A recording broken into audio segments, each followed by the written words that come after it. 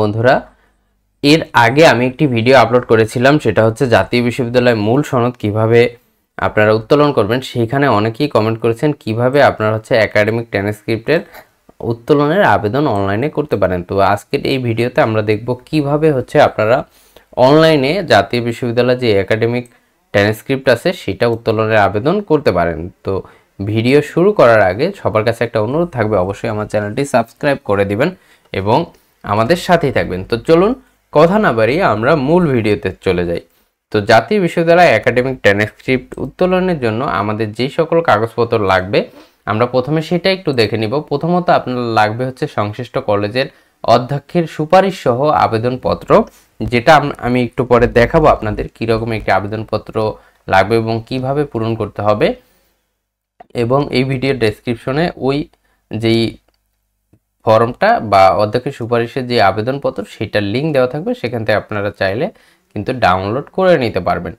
এবং এরপরে আপনার হচ্ছে রেজিস্ট্রেশন কার্ড, কি আপনার অনার্স করে থাকলে অনার্স, ডিগ্রি করলে ডিগ্রি, মাস্টার্স করলে মাস্টার্সের রেজিস্ট্রেশন কার্ড প্রয়োজন হবে এবং প্রত্যেক বর্ষের প্রবেশপত্র একটা পিডিএফে আপনারা করে নেবেন।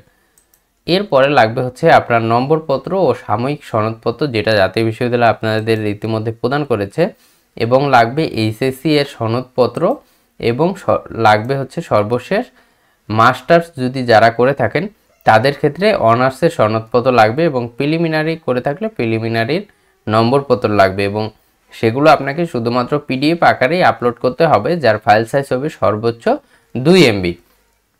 তো চলুন আমরা আজকে দেখি এই ভিডিওতে কিভাবে আপনারা প্রপারভাবে অনলাইনে আবেদন করবেন। এর আগে প্রথমে আমরা দেখে নিব যে অধ্যক্ষের সুপারিশ সহ যে আবেদনপত্র সেটা কীরকম, এই বিষয়টা আমরা একটু দেখে নিব। এই যে দেখুন, এটা হচ্ছে একাডেমিক ট্রান্সক্রিপ্ট যেই অ্যাপ্লিকেশন, সেই অ্যাপ্লিকেশন ফর্ম, এটাকে আপনাকে পূরণ করে নিতে হবে। এখানে হচ্ছে আপনার নাম, বাবার নাম, মার নাম, এগুলো আপনাকে লিখে দিতে হবে। এরপর হচ্ছে এখানে আপনি কিসে ব্যাচেলর ডিগ্রি অনার্স হলে অনার্স লিখে দিতে হবে, এখানে সাবজেক্ট, এরপরে কোর্সের ডিউরেশন, এরপর হচ্ছে আপনার এখানে এক্সাম রোল, এরপর হচ্ছে রেজিস্ট্রেশন নাম্বার, সেশন, এরপরে ইয়ার, এরপরে রেজাল্ট আপনি কত পেয়েছেন, এগুলো সব কিছু আপনাকে এখানে লিখে পূরণ করতে হবে। এরপরে নিচে যে অপশনগুলো আছে এখানে আপনাকে ফার্স্ট ইয়ার লিখতে হবে। ফার্স্ট ইয়ার লিখে এখানে আপনার ফার্স্ট ইয়ারের কোডগুলো লিখে দিবেন, এখানে সাবজেক্টের নামগুলো লিখে দিবেন, এখানে আপনি হচ্ছে গ্রেড পয়েন্ট কত পেয়েছেন সেটা দিয়ে দিবেন। এগুলো পূরণ না করলেও হবে, এই 3টা করতে হবে। এরপরে এখানে আবার সেকেন্ড ইয়ার লিখবেন, এরপর second year subject code name এবং হচ্ছে গ্রেড পয়েন্টটা দিয়ে দিবেন। এইভাবে আপনার যদি এক পেজের মধ্যে সকল ইনফরমেশন না হয় তাহলে আপনারা 2টা পেজে সকল ইনফরমেশন দিয়ে দিবেন।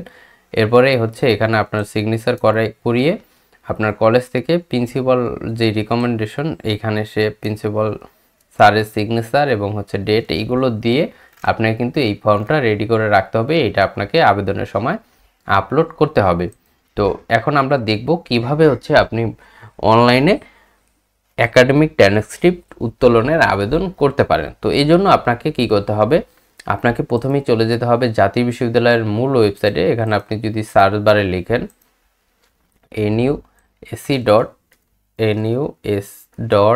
NUS.ac.bd লিখে আপনি যখনই সার্চ দিবেন তখন আপনাকে নিয়ে আসবে জাতীয় বিশ্ববিদ্যালয়ের মূল ওয়েবসাইটে। জাতীয় বিশ্ববিদ্যালয়ের মূল ওয়েবসাইটে আসার পর আপনি এখান থেকে কি করবেন, আপনি এখান থেকে একটু স্ক্রল করে নিচে চলে আসবেন।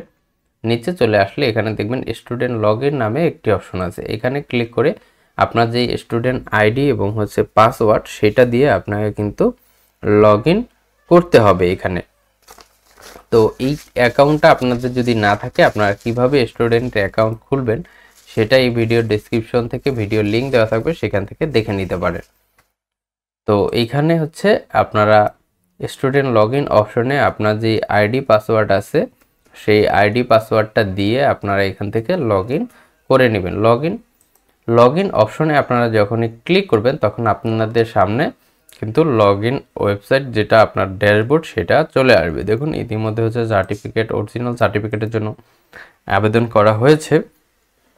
এখন আমরা কি করব, আমরা হচ্ছে এখান থেকে আবেদন করব একাডেমিক ট্রান্সক্রিপ্টের। একাডেমিক ট্রান্সক্রিপ্টের আবেদন করার জন্য আমাদের কি করতে হবে, এক্সাম সার্ভিস নামে এই অপশনে চলে যেতে হবে। এখান থেকে অ্যাপ্লাইতে ক্লিক করতে হবে। অ্যাপ্লাইতে ক্লিক করার পর এরকম একটি ইন্টারফেস চলে আসবে। এখান থেকে দেখুন একাডেমিক ট্রান্সক্রিপ্ট নামে একটা অপশন আছে, এটার ফি হচ্ছে 700 টাকা। এই অপশনটা আমাদের সিলেক্ট করতে হবে। ট্রান্সক্রিপ্ট সিলেক্ট করলাম, ক্লিক করার পর আমাদের সামনে এইরকম একটি ইন্টারফেস চলে আসবে। এখান থেকে আমরা এক্সামটা সিলেক্ট করে দিব, যেহেতু সর্বশেষ এক্সামটা সিলেক্ট করতে হবে, ব্যাচেলর ডিগ্রি অনার্স 4 এই অপশনটা সিলেক্ট করে দিতে হবে। এরপরে এখান থেকে আপনি কত সালে পরীক্ষা দিয়েছেন সেইটা সিলেক্ট করে দিবেন, সর্বশেষ পরীক্ষা কত সালে দিয়েছেন। এরপর এখান থেকে আপনার রোলটা অটোমেটিক চলে আসবে এবং সেশনটা অটোমেটিক চলে আসবে। এইগুলো চলে আসার পর আপনি একটু স্ক্রল করে উপরে উঠে যাবেন। এরপর এখানে বলছে আপনি ট্রান্সক্রিপ্ট কোন পরীক্ষার জন্য চাচ্ছেন, এখানে আপনি সেটা লিখে দিবেন। এখানে লিখে দিবেন হচ্ছে, যদি আপনি অনার্সের হয়ে থাকেন তাহলে ব্যাচেলর ডিগ্রি অনার্স লিখে দিতে পারেন, অথবা ব্যাচেলর অফ অনার্স ডিগ্রি এটাও লিখে দিতে পারেন। ব্যাচেলর অফ, এটা আপনার রেজিস্ট্রেশন কার্ডের উপরে আপনারা কিন্তু এই লেখাটা পেয়ে যাবেন।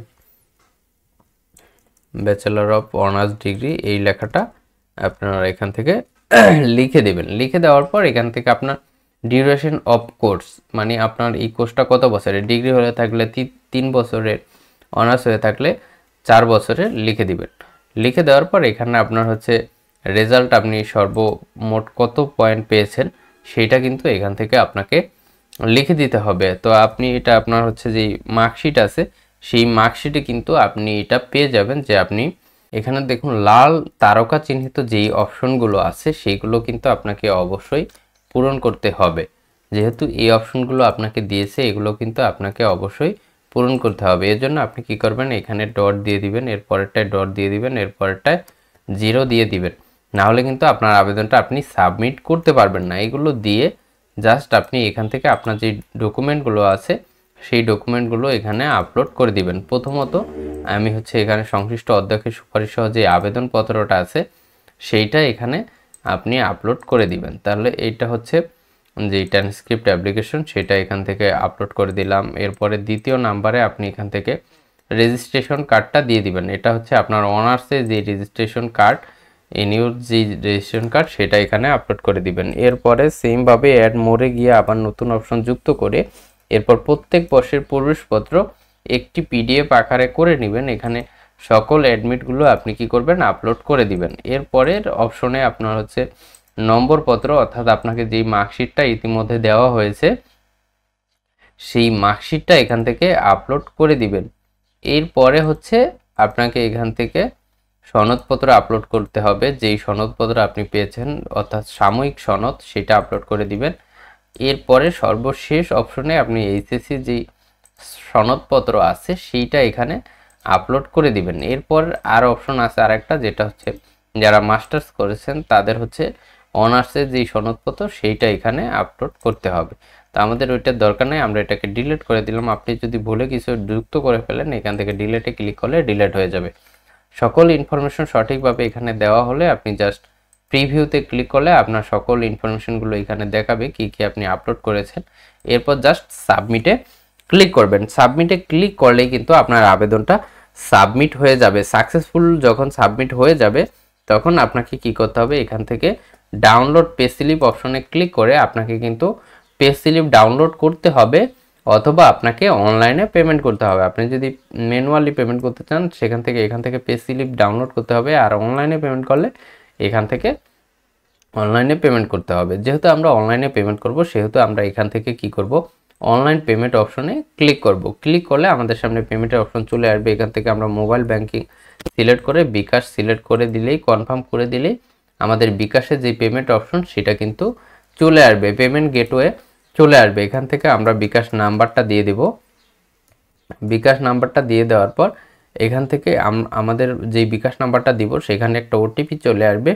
আমরা এখান থেকে কিন্তু এই ওটিপিটা এখানে দিয়ে দিব। ওটিপিটা আমরা এখানে যখনই দিয়ে দিব তখন আমাদের কাছে বিকাশের পিন চাইবে। আমরা এখান থেকে বিকাশের পিন দিয়ে জাস্ট যখনই কনফার্ম করব তখন আমাদের কিন্তু টাকা পেমেন্টটা সাকসেসফুল হয়ে যাবে। সাকসেসফুল হয়ে গেলে এখানে আপনাকে একটা নোটিফিকেশন আসবে, দেখাবে পেমেন্ট সাকসেসফুল, এবং একটু অপেক্ষা করতে হবে। এরপর দেখাবে your payment is successfully receive, তখন আপনার কিন্তু পেমেন্টটা রিসিভ হয়ে যাবে। এরপর এখান থেকে আপনি ড্যাশবোর্ডে আসলে দেখতে পারবেন এখানে হচ্ছে আপনার অ্যাপ্লিকেশনটা কিন্তু এখানে সাবমিট হয়ে গিয়েছে, কিন্তু পেমেন্টটা এখনও ডান হয়নি। পেমেন্টটা হতে এটা সময় লাগে। জাতীয় বিশ্ববিদ্যালয় যখন আপনার পেমেন্টটা গ্রহণ করবে তখনই কিন্তু এখানে পেমেন্টটা ডান হবে। তো এরপরে আপনার যখন আবেদনটা হচ্ছে প্রপারভাবে সাবমিট করবেন এবং টাকা পেমেন্ট হয়ে যাবে, এরপর হচ্ছে যখন আবেদনটা আপনার পেমেন্টটা ডান হবে, দেখুন এই আবেদনটা করা হয়েছিল 25 তারিখে, এটার পেমেন্ট ডান হয়েছে আপনার হচ্ছে 25 তারিখে এবং ভেরিফাই হয়েছে 28 তারিখ এবং অ্যাপ্রুভ হয়েছে 28 তারিখে অ্যাপ্রুভ হয়েছে এবং 29 সেপ্টেম্বর 2025 এটা প্রিন্ট হয়েছে।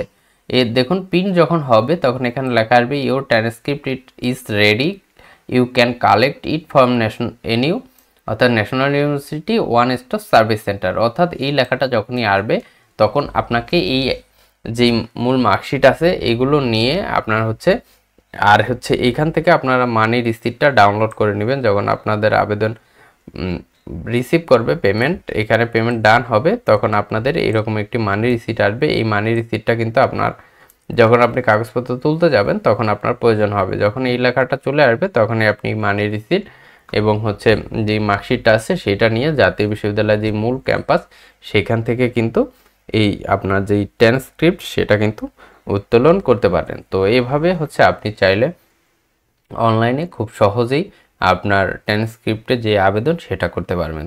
তো আশা করি বুঝতে পেরেছেন। তারপর কারো কোনো সমস্যা হলে অবশ্যই আমাদের এই ফেসবুক পেজ আছে কলেজ কম্পিউটার একাডেমি নামে, সেখানে আপনারা হচ্ছে আমাদের মেসেজ করতে পারেন, অথবা হচ্ছে আপনারা চাইলে আমাদের ইউটিউব চ্যানেলে ভিডিওর লিঙ্ক আছে সেখানে কমেন্ট করতে পারেন। আর আপনারা আমার চ্যানেলটা অবশ্যই সাবস্ক্রাইব করে দিবেন এবং সবাই আমাদের সাথেই থাকবেন।